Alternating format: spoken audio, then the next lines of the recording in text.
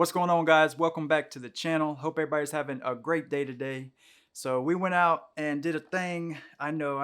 I got the 14900 KS. We're gonna put this thing through the trenches and see how she does.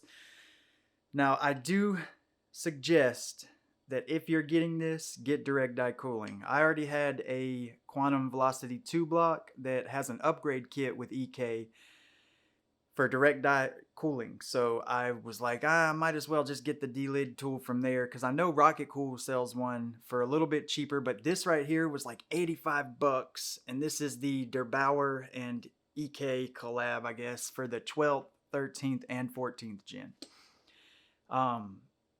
Delidded at your own risk is what I'm going to say off rip. It's definitely a tedious process. If you don't know what you're doing, I guess you could like pay somebody else to do it. I know a dude at Frame Chasers, he does it and he puts like certain little bundles together for people. But don't do it if you're not confident that you're going to be able to get it done, because these processors are super expensive. It's like insane how much they are nowadays. I say nowadays, they've always been expensive, but like the average top tier consumer level has gone up like tenfold. I remember when i7s used to be top tier consumer level and they were like 350 bucks or something like that. It was just crazy. But when I got into computers and modding and certain things like that and really got into it, it was about 2014. And about 2 years later, they switched the thermal interface from solder to thermal paste, and it was like running hot, and that's when delidding took off. So I had already been a little bit familiar with it, but this is actually the first CPU I've ever delidded, so I'm a little bit freaked out, but we're gonna get it done and see how she does. But anyways, without further ado, I hope you guys enjoy the video. If you do enjoy the video, hit that thumbs up for me. It really helps me out. And if you really enjoy it, think about hitting that subscribe button, because we are going to be installing our direct die on it and pretty much taking it through the benches and seeing how she does. We got a lot of future content coming. Got some new RAM I want to try overclocking. I'm going to give you guys a little overclocking guide, some certain things like that. But anyways, thank you guys for tuning in, and yeah, let's get to it. Alright guys, so I got the IHS removal tool right here. So a couple of things that I wanted to go over before we start. Right here you have a 1 and a triangle, and then on the other side you have a 2 with a triangle. Starting it off, you're going to put your CPU down with your triangle corresponding with this 1. You're going to tighten it in. Then you're going to take it out, completely rotate the CPU, full 180. You're going to flip this top part over, and then you're going to correspond it with this triangle for the 2, and you're going to keep repeating that process until you fully get the IHS removed. These screws right here are actually for 12th gen, and if you don't have them on there when you're removing a 12th gen, then you can knock off the SMDs from your PCB. So be very careful and always remember that. But 13th gen and 14th gen, you're good to go. You can actually remove these. So since we're using a 14900KS, we're going to go ahead and pop these off.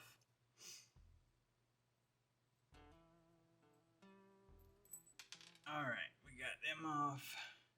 Alright, so we got our 14900KS right here, popping it out of the package. I always like these wafer packages, those are dope. Gonna get it out. And there she is. Woo, she's beautiful. Alright guys, so we got the CPU installed. We got it mounted, I guess we'll say. So I just hold the top of it, place it in. We got our triangle right down here.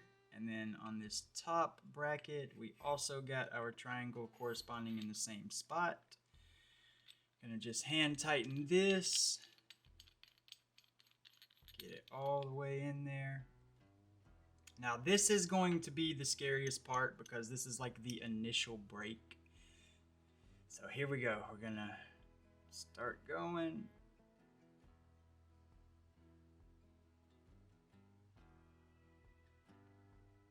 Oh, it's so freaky feeling, dude. Oh my gosh. This is the first time I've ever done this. This is crazy. It's going though. You'll hear it.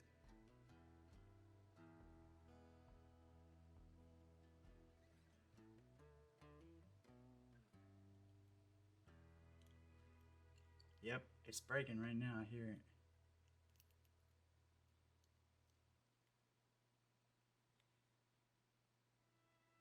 There she goes.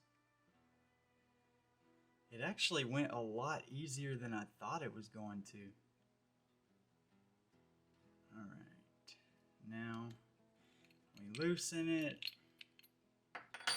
And you don't have to use the Allen the whole time. Once you get it, pretty loosened, you can just take your hand, completely loosen it.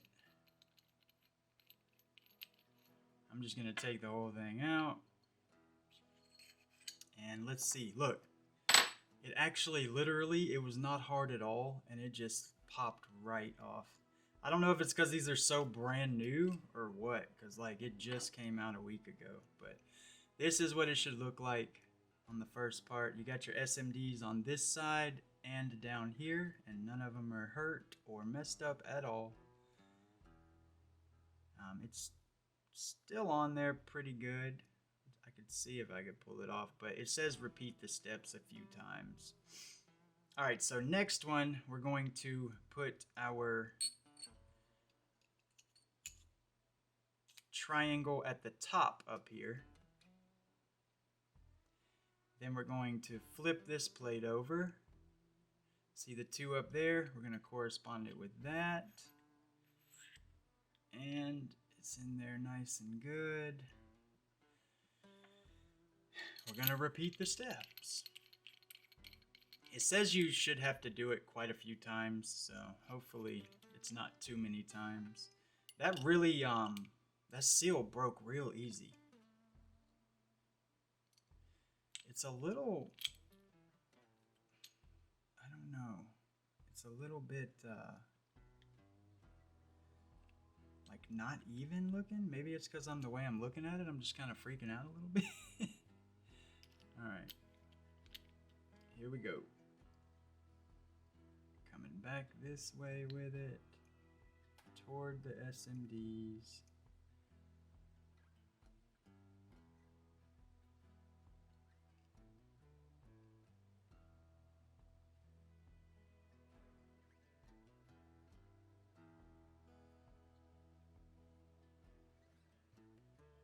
Whew, this is freaky, y'all. Alright, we got it all the way done there. Give it a little loosen. And pretty much just keep repeating the steps.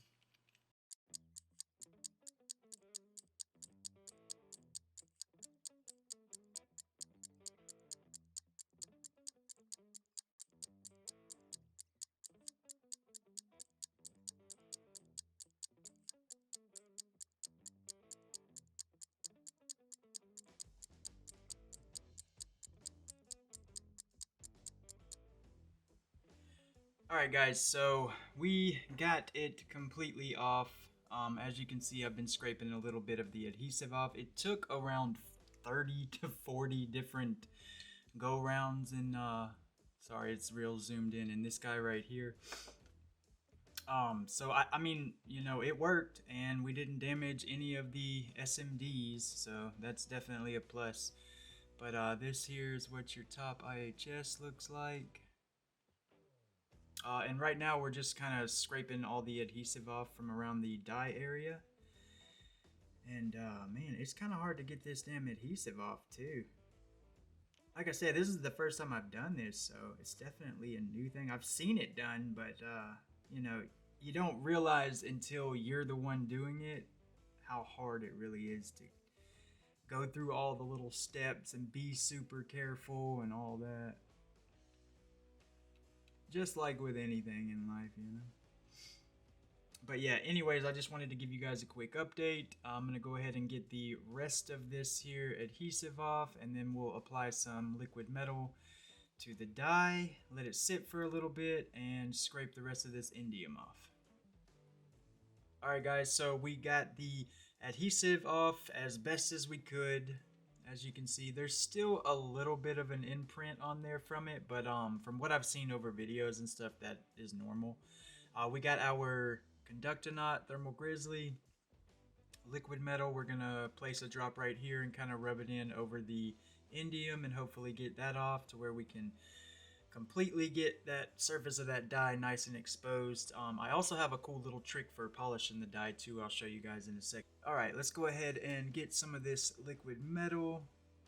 Just a small drop in the middle. Nice and easy. I don't know how fast it's gonna come out, so I'm going kind of nice and slow. Whoop, there it went. I think it might be just a little too much. So here's a little trick you can do too with liquid metal. You can suck some of it back up in there. You just don't want to have too much, you know what I mean? Alright, that's nice right there. And we're gonna take our Q-tip and just kind of spread it around. Just kind of spread that over the entire die.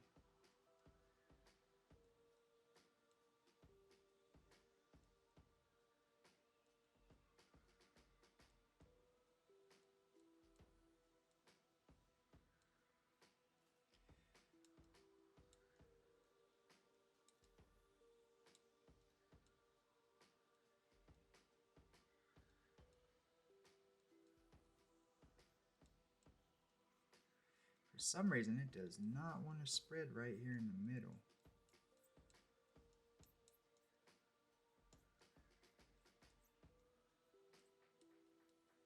There we go. Now we're getting somewhere.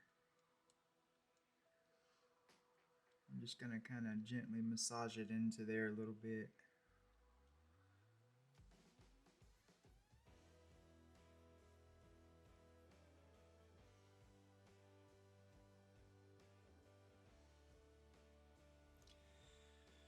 And all right, we got it on there.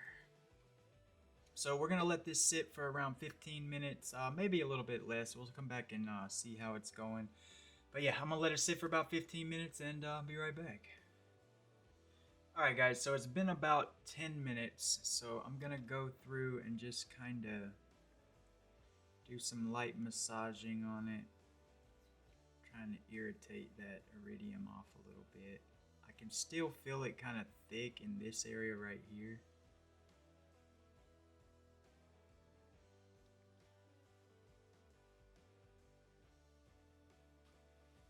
So all you really need is either some Q-tips that are clean dipped in alcohol or some just paper towels with like 91% alcohol.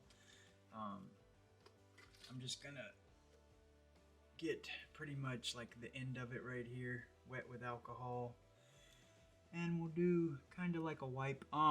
As you can see, there's some little areas down here that have a little bit of metal interface, and obviously your SMDs are up here.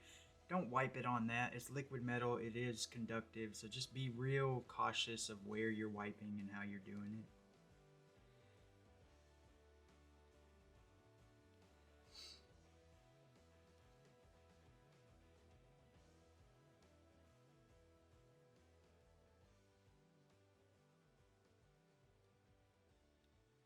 Alright, so I've got some right there.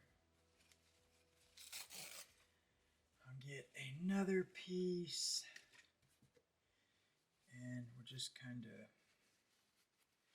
go through it again. I just don't want to wipe it onto anything.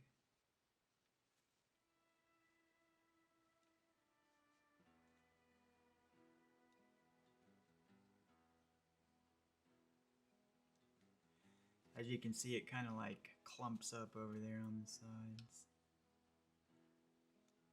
I've got that there. I'm going to put just a little bit more of this up here. Hopefully we can actually get it to get rid of the rest of that there indium.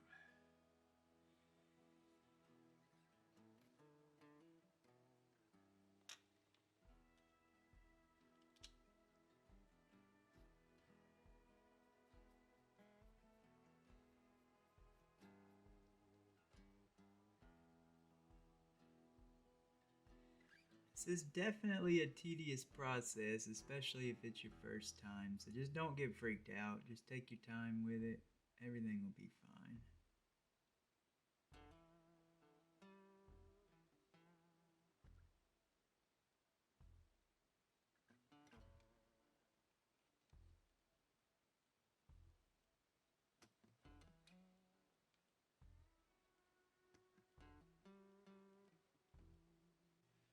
Alright guys, so I wanted to give a quick update. So as you can see down here, it's kind of like matte, and up here you still got your liquid metal. Well, that's where some of the solder stayed on, and it was a little tougher to get off. It was like a lot thicker. So pretty much just apply another coat of liquid metal and kind of do like a gentle massage with it just to kind of break it down real good. Alright, so I'm going to do a little bit more precision scraping and we'll be right back. Alright guys, so I'm completely done getting all the solder off, and yeah, it looks a little bit rough, but we're going to try to polish that up. And this is a cool thing you can do without having to actually like go get some polish from the store or something.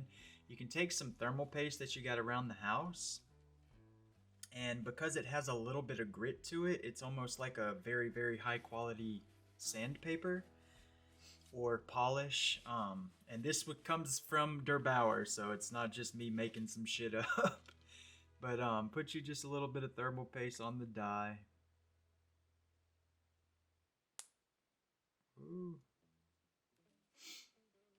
And pretty much you just want to rub it back and forth.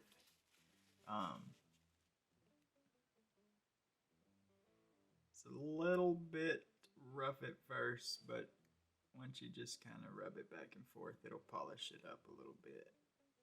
Alright guys, so you're gonna have to forgive me. I literally forgot to plug my main microphone in. Anyways, alright. So what I was talking about with polishing the CPU, before it was like super black all through it. So you just get you a little thermal paste and put it on a paper towel and just kind of do like a little polishing motion. I don't recommend using like super expensive thermal paste for this because you definitely go through quite a bit of it, but I mean shit, it's just an easy way to kind of polish it up real quick instead of it being all gross and black looking and shit. Alright guys, so we're finally done with the delidding process. I got it nice and polished up. And if you saw this thing before, you would have been like, oh my gosh, it was like black all over the whole die. It was pretty rough looking. I thought I did something wrong. But shout outs to Der Bauer, man. That was a pretty cool little hack right there, using the thermal paste for it. And most people who build computers got thermal paste laying around the house. So definitely try that one out if you're doing a delid. It wasn't as scary as I thought it would be. You know what I mean? This was the first one that I've ever delidded, so I don't recommend it, obviously, but for my needs, I definitely think it was needed for what I use it for. I do a lot of workflow on my computer, not just playing games. I do a lot of gaming, but there's a lot of other things that take long amounts of time, and the CPU ends up running hot for a very long amount of time. But anyways, we're going to end this video here. I appreciate everybody watching with me this long. If you enjoyed the video, hit that thumbs up. If you really enjoyed it, hit that subscribe button down there, guys, because on the next one, we're going to take our direct die kit and do the little upgrade kit for our Vector 2 water block, and we're going to throw this bad boy on some water. But yeah, anyways, I will go through all of that in the next video, so definitely, if you haven't already, hit that subscribe button, guys, so you can stay tuned for that. Man, this has been, it's really cool looking at it, man. It's crazy. This little guy right here is like almost $1,000. That shit's crazy to me, man. Whew. Anyways, I appreciate it again, guys. Thank you so much for watching. I know it's been a little bit of a process, but we got it done in the end. Yes, we did. But thoughts on it? I don't know. I just don't think you should be real scared of it if it's something that you really need or want to do. I'll get a lot more life out of this CPU now because I'll be able to keep it a lot cooler over the lifespan. So anyways, y'all have yourselves a wonderful day, and thank you guys so much for watching. Until the next one, peace.